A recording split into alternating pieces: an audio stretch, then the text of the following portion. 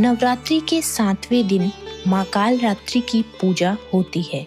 यह दिन शक्ति, साहस और भय से मुक्ति का प्रतीक माना जाता है। माँ काल रात्रि माँ दुर्गा का सबसे उग्र और शक्तिशाली रूप है। इनका स्वरूप भले ही भयानक दिखता हो, लेकिन इनका हृदय अपने भक्तों के लिए अत्यंत करुणामय होता है। माँ काल रात्रि की पूजा क्यों होती है? जब असुरों का आतंक बहुत बढ़ गया और रक्तबीज जैसे दैत्य को मारना असंभव लगने लगा, तब माँ दुर्गा के क्रोध से माँ काल रात्रि प्रकट हुई।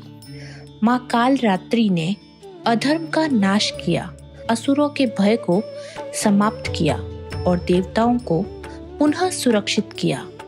इसलिए वे 7वें दिन इनकी पूजा कर हम अपने डर, नकारात्मकता और बुरे विचारों से मुक्ति मांगते हैं।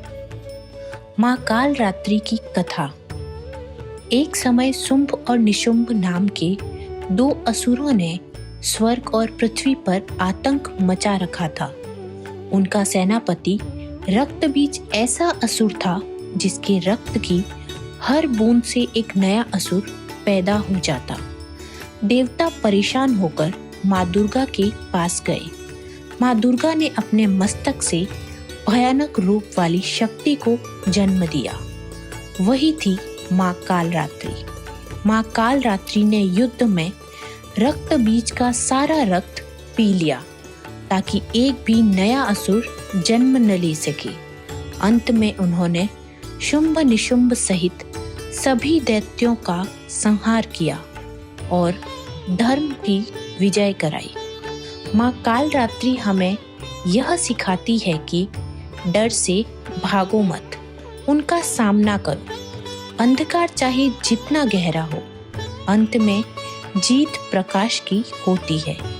भीतर की शक्ति को पहचानो। माँ काल रात्रि की पूजा में माँ को गुड़ या मीठा अर्पित करें। ओम देवी काल रात्रे नमः मंत्र का जाप करें। मन से डर और नकारात्मकता छोड़ें। माँ काल रात्रि सिखाती है कि जो बाहर से डरावना लगता है, वही अंदर से सबसे बड़ी रक्षा शक्ति हो सकता है।